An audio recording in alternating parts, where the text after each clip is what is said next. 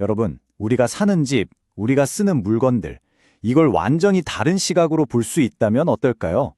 내 집, 내 가구를 그것도 아주 간단한 재료로 직접 만든다? 상상만 해도 좀 막막하죠. 근데요, 오늘 바로 그 급진적인 아이디어에 대해 한번 깊이 들어가 보려고 합니다. 자, 이 문장 한번 보세요. 문화적으로 조건화된 한계는 우리의 집중력을 약간 망가뜨렸고 시간 감각을 심각하게 왜곡했다. 와, 시작부터 꽤나 묵직하죠? 디자이너 켄 아이삭스가 한 말인데요. 이 말만 들어봐도 알 수 있어요. 아, 이 사람의 풀려는 문제가 단순히 예쁜 가구, 멋진 집 이런 차원의 얘기가 아니구나. 이건 우리 정신에 대한 이야기고 이 정신없는 현대사회가 우리한테서 뭘 빼앗아갔는지에 대한 이야기구나 하는 걸요. 자, 그럼 이 켄 아이작스라는 사람이 도대체 누구냐? 그냥 디자이너가 아니에요. 이분은 잘 나가는 상업 디자인 세계에 등을 돌리고 진짜 삶이 뭘까? 이걸 찾아 나선 사람이거든요. 그리고 우리가 너무나 당연하게 생각하는 집이라는 거 있잖아요. 거기에 아주 근본적인 물음표로 던진 거죠. 이분의 철학은 사실 그의 부모님 이야기에서부터 시작돼요. 아버지가 종합 생존주의자였다고 하는데요. 대공황을 겪으면서 땅이 얼마나 중요한지 정말 뼈저리게 느꼈던 거죠. 전쟁이 끝나고 나서 일리노이주 그로브랜드에 버려진 땅을 사서 가족이 살 집을 직접 지으셨어요. 아들 켄은 바로 여기서 엄청난 영감을 받은 거예요. 그리고 1950년대에 자신의 첫 리빙 스트럭처랑 마이크로하우스를 만들게 되죠. 나중엔 결국 이곳으로 다시 돌아와서 자신만의 작은 공동체를 만들기도 했고요. 자, 여기서 진짜 놀라운 숫자가 나옵니다. 아버지가 지은 그 집, 총 비용이 얼마였을 것 같으세요? 단돈 185달러였어요? 네? 185달러요? 이게 어떻게 가능했냐고요? 모든 걸 재활용했기 때문이에요. 낡은 헛간 자재, 무슨 타워 포장 상자, 심지어 불타버린 극장에서 가져온 창문까지 말 그대로 주변에 있는 모든 걸 활용한 거죠. 이 185달러라는 숫자는 집은 비싸다는 우리 생각을 그냥 박살내버리는 겁니다.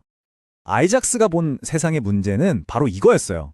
끝없는 소비 문화, 그리고 집 사려고 대출 받고 그 집에 채워넣을 가구 사느라 또 돈 쓰고 하는 이 굴레 있잖아요. 이 덫에 우리가 갇혀서 정작 내가 사는 공간이랑은 완전히 멀어져 버렸다는 거죠. 이걸 바로 소외라고 본 거예요.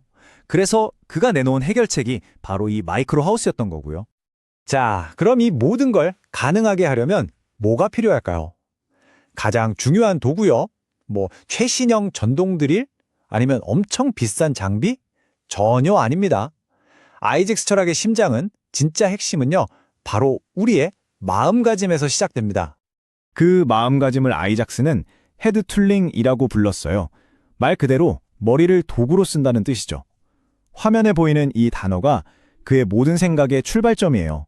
어떤 일을 할 때 진짜 중요한 건 손에 든 도구가 아니라 내 머리, 그러니까 깊게 몰입하고 집중하는 그 상태 자체라는 겁니다. 이건 그냥 시키는 대로 물건을 사서 쓰는 그런 소외 상태랑은 완전히 정반대에 있는 거죠. 아주 단순한 도구를 가지고 깊이 집중하면서 나만의 차분한 리듬을 찾아가는 거죠.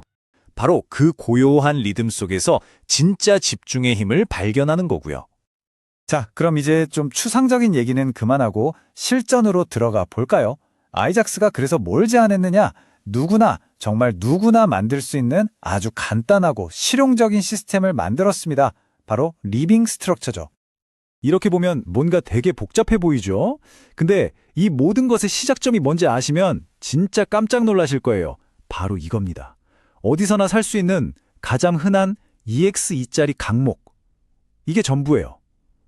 정말 누구든 시작할 수 있다는 점에서 아주 민주적인 디자인이라고 할 수 있겠죠. 자, 만드는 법도 아주 간단해요. 화면을 보면서 따라와 보세요. 일단 이 EX2 강목을 정해진 길이로 잘라요. 그리고 제일 중요한 단계가 나오는데 바로 정확한 위치에 6개의 구멍을 뚫는 거예요.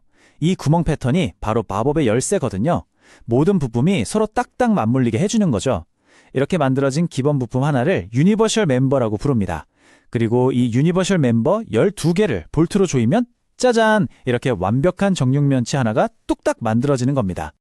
이 시스템이 진짜 천재적인 이유는 바로 이 호환 가능한 부품이라는 아이디어 때문이에요. 모든 부품이 다 똑같이 생겼어요. 그러니까 뭘 집어도 그게 맞는 부품인 거예요. 이게 맞나? 고민할 필요가 전혀 없죠. 조립하면서 받는 스트레스가 확 줄어들겠죠? 원래 대량 생산을 위해 나왔던 이 아이디어를 이제는 개인이 스스로 뭔가를 만들기 위해 쓰는 거죠. 좋아요. 그럼 이 네모난 상자 하나 만들어서 뭐 하냐고요? 자, 이제부터 이 단순한 정육면체들이 어떻게 우리 삶을 위한 시스템으로 변신하는지 그 놀라운 가능성을 한번 보여드릴게요. 이 전체적인 구상을 매트릭스 아이디어라고 불러요. 마치 우리가 3차원 모는 종이 안에 들어가서 사는 것과 같아요. 진짜 중요한 포인트는 이거예요. 보통은 우리가 집에 우리 삶을 우겨 넣잖아요. 근데 이건 반대예요. 이 시스템이 내 삶의 변화에 맞춰서 계속 변하고 적응하는 거죠. 그럼 이걸로 뭘 만들 수 있냐고요? 뭐 간단하게는 책상이나 작업대부터 시작할 수 있죠. 그러다가 다락방 침실로 만들고 아이방도 꾸며주고 수납 공간은 그냥 무한대로 늘릴 수 있어요. 거기서 더 나아가면 나만의 작은 집, 마이크로하우스까지 지을 수 있는 겁니다. 정말 상상하는 건 뭐든지 만들 수 있어요. 그리고 또 하나의 결정적인 장점이 있어요. 아이작스는 일반 가구를 공간을 잡아먹는 괴물이라고 불렀거든요. 생각해보면 맞죠? 덩치 큰 가구들이 방바닥을 다 차지하잖아요. 근데 이 리빙 스트럭처는 위로 수직으로 공간을 쌓아 올리기 때문에 바닥이 아주 넓어져요. 자, 그런데요. 이 모든 아이디어가 사실 50년도 더 된 이야기예요. 근데 왜 이게 지금 오늘을 사는 우리에게 더 의미 있게 다가오는 걸까요? 바로 환경적인 측면에서 답을 찾을 수 있어요. 이 그래프를 보세요. 우리가 쓰는 보통 가구들은 버려지면 그냥 쓰레기가 되거나 재활용하기도 되게 까다롭죠. 근데 리빙 스트럭처는요?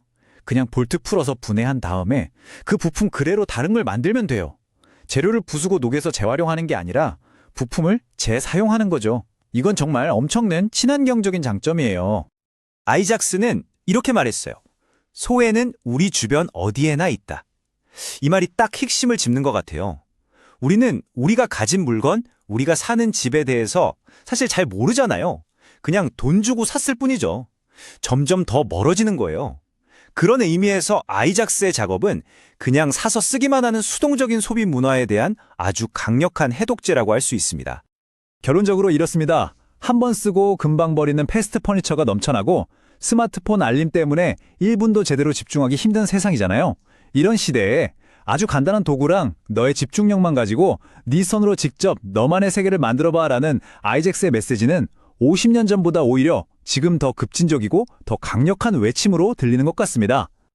자, 마지막으로 여러분께 이 질문을 한번 드리고 싶네요. 만약 여러분의 집이 그냥 잠만 자는 곳이 아니라 여러분의 삶을 만들어가는 도구라면 어떨까요?